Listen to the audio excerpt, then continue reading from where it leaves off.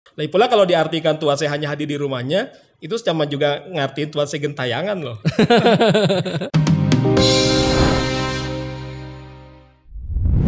Assalamualaikum warahmatullahi wabarakatuh. Jumpa lagi dengan saya Saiful Cerah. Insya Allah masa depan kamu akan cerah.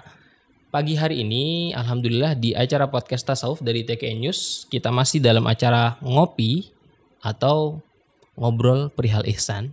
Hari ini saya kedatangan tamu spesial. Beliau adalah Wakil Ketua Lembaga Dakwah Thariqah Qadiriyah Naqsyabandiyah Pontren Suryalaya Provinsi DKI Jakarta ya Ustadz ya? Iya, ini adalah Ustadz Andika Darmawan. Assalamualaikum Ustadz. Waalaikumsalam warahmatullahi wabarakatuh. Sehat Ustadz? Sehat, Ini alhamdulillah. pandemi ini jadwal khotib gimana Ustadz?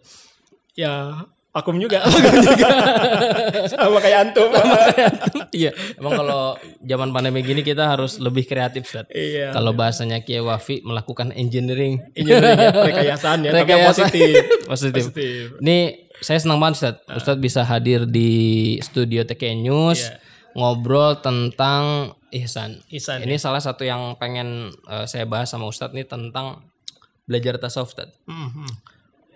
Orang ini kan karena di rumah kemudian juga ada physical distancing juga, mau nggak mau kan belajar tasawufnya sulit untuk bertemu langsung tatap muka. Maka kan belajar pasti lewat online. Menurut Ustadz gimana Ustadz? Tanggapan Ustadz tentang fenomena belajar tasawuf melalui online. Begitu ya. Jadi belajar tasawuf itu kan sama dengan belajar ilmu yang lain, dengan belajar fikih, belajar tauhid atau belajar ilmu umum. Prinsipnya itu yang penting ada guru ya. Ada guru. Guru yang memang dia kredibel ya, yang memang dia punya kompetensi. Kemudian juga ada murid yang sungguh-sungguh untuk belajar. Nah, kalau masalah dengan online kan hanya medianya saja. Oke. Hanya medianya saja kan gitu istilahnya. Jadi sebenarnya dia ada ini nggak Ustadz? Ada apa sih ya?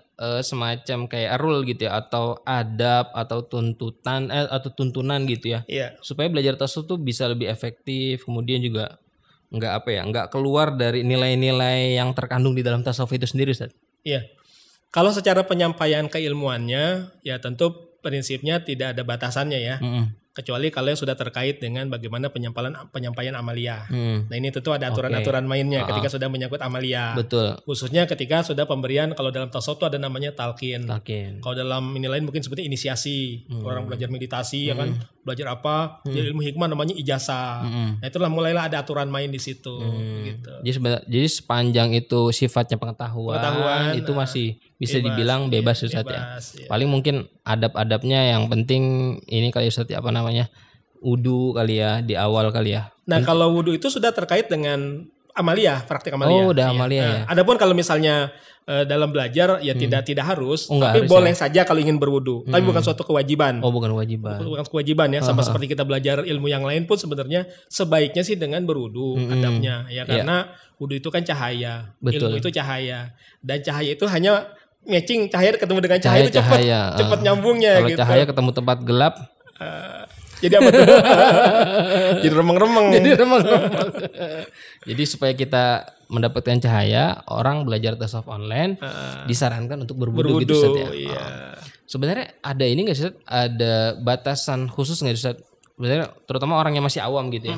Masih awam itu kan pengen belajar tasawuf, tapi kan karena bingung cari gurunya, kemudian juga cari komunitasnya.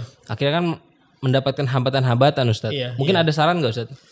Kalau zaman sekarang kan sudah keterbukaan informasi ya, sudah mudah dilihat. Orang juga bisa melihat, nanti ada kecondongan hatinya. Dalam belajar tasawuf itu kan memang seperti halnya fikih kan ada mazhab-mazhabnya. Nah, kalau dalam mazhab dalam tasawuf itu ada namanya thariqah.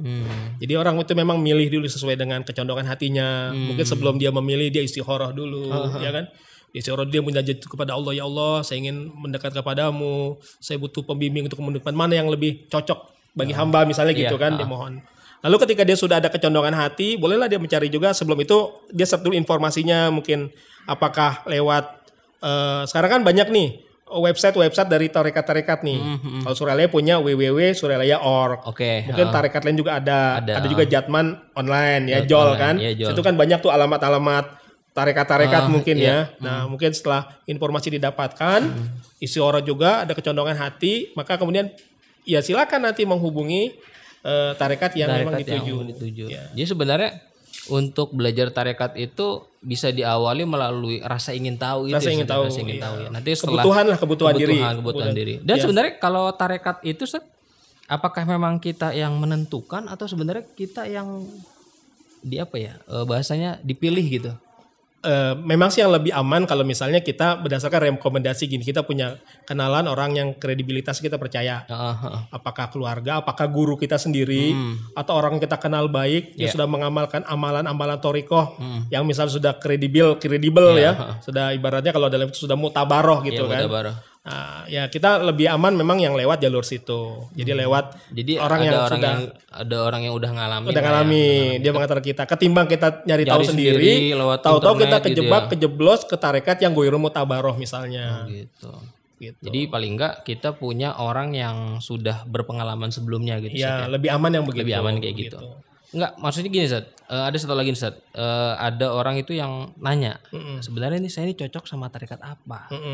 Ini untuk mengetahui kecenderungan itu ngelihatnya dari sisi apa Ustaz?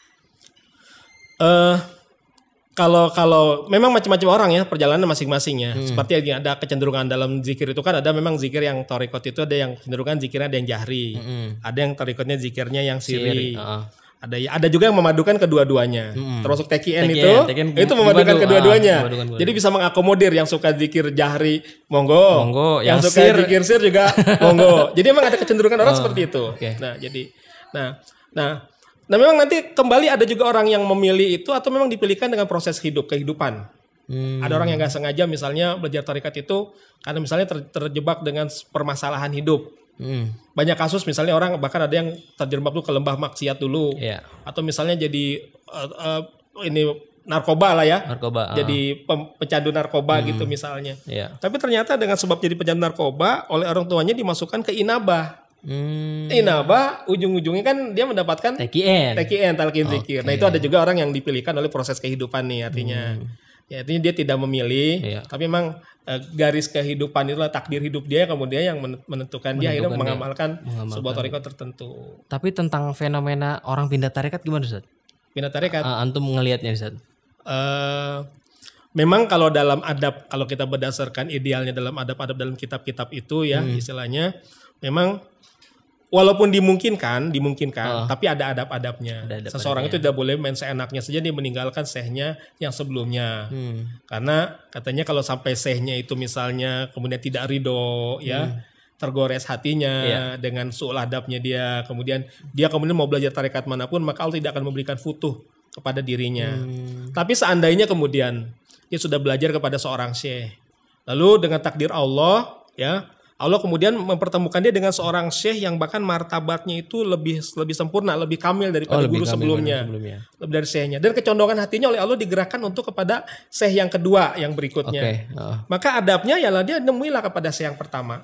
Izin ya? Izin. Kalau misalnya secara zohir dia gimana ya sungkan, gimana ya, minimal secara batin. Dia ungkapkan, dia sampaikan rasa terima kasih Syekh sudah mengantarkan saya sampai ke tataran ini ya. Sekarang saya mohon izin Syekh untuk melanjutkan ke jenjang berikutnya kepada Syekh Fulan itu. Mudah-mudahan Syekh ridho, bacakan Al-Fatihah.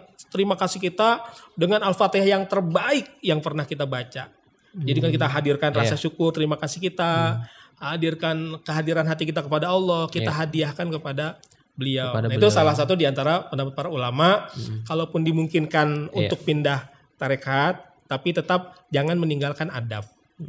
Jadi satu itu tadi apakah jenjangnya atau martabatnya lebih tinggi atau enggak, kita lihat di sisi itunya.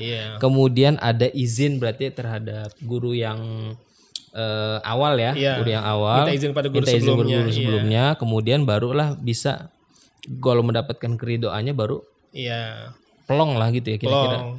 Tapi biasanya kalau memang yang kelas syekhnya itu memang sudah syekh yang memang bermartabat wali, kan antara mursyid ada yang sudah mencapai predikat martabat kewalian ya, ada juga yang mungkin masih dalam proses ya. Biasanya kalau yang sudah mencapai martabat kewalian, toh mereka sudah mencapai makom mukhlis, kan orang-orang ikhlas. Justru mereka bersyukur kalau sampai muridnya itu digembleng oleh syekh yang martabatnya lebih tinggi yang akan menghantarkan usul kepada lebih Allah. Lebih senang. Lain cerita kalau memang sayanya juga masih sedang berproses. Ya kadang beliau belum mencapai maqam mukhlis. Iya. Tentu ada merasa, waduh, ngurusnya berkurang. Kayak gitu. Ya oke. Kayak gitu. Jadi itulah pentingnya adab di situ. Walaupun tadi secara mursyid itu memang belum mencapai mukhlis, tapi tetap dia adalah guru.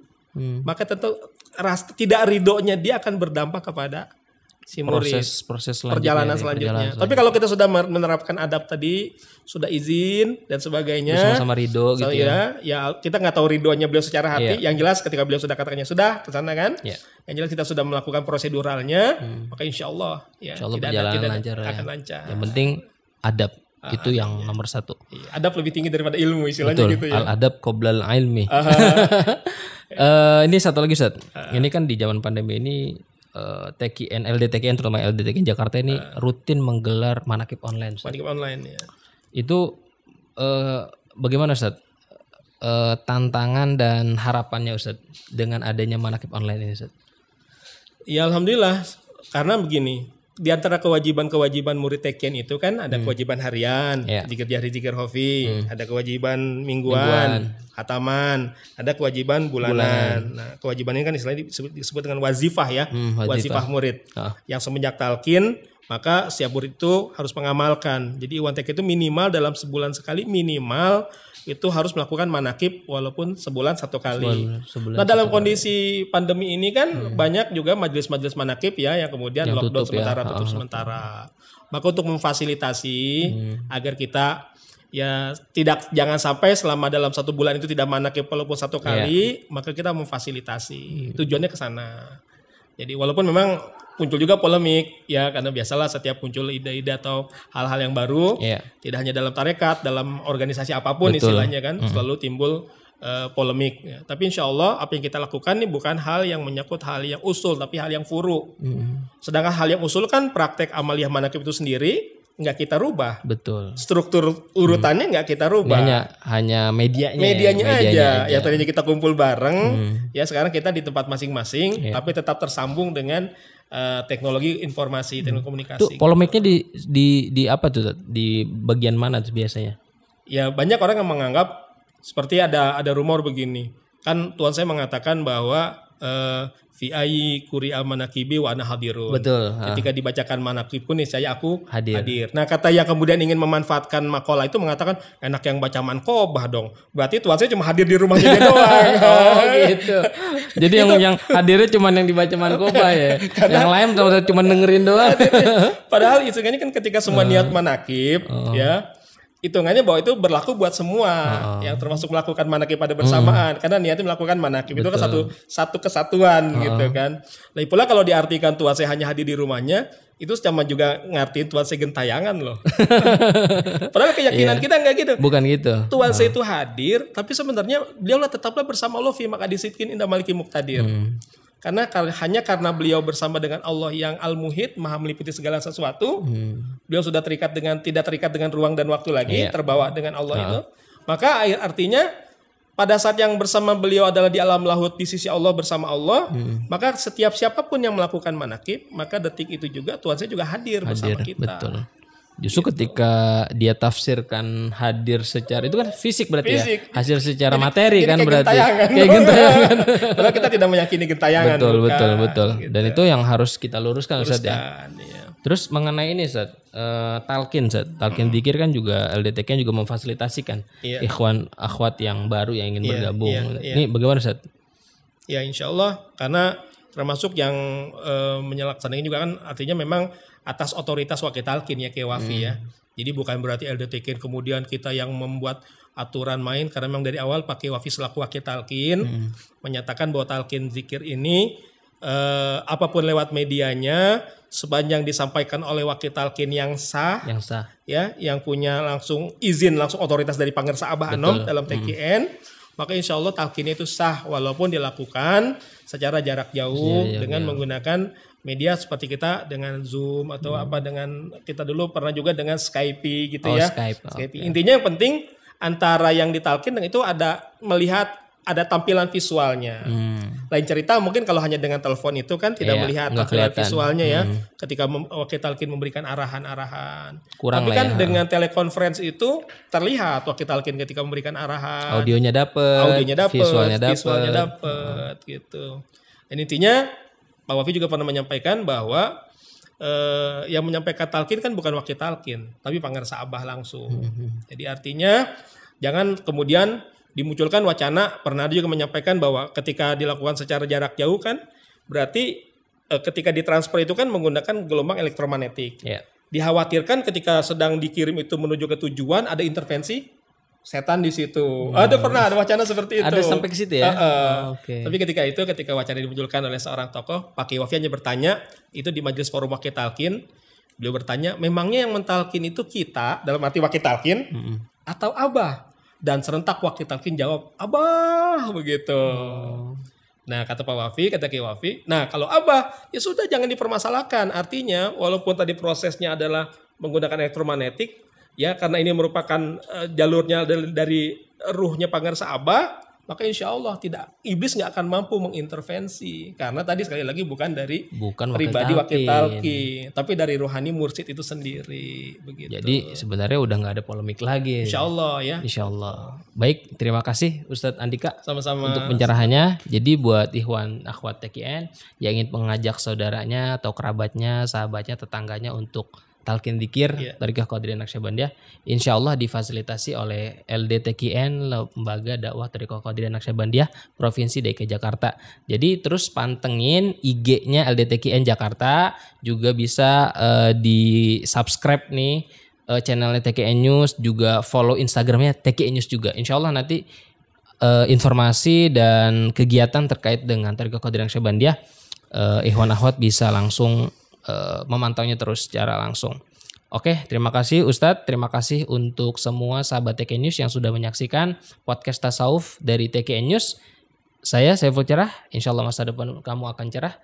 Jumpa lagi di Sabtu mendatang, dan Assalamualaikum warahmatullahi wabarakatuh. Waalaikumsalam warahmatullahi wabarakatuh.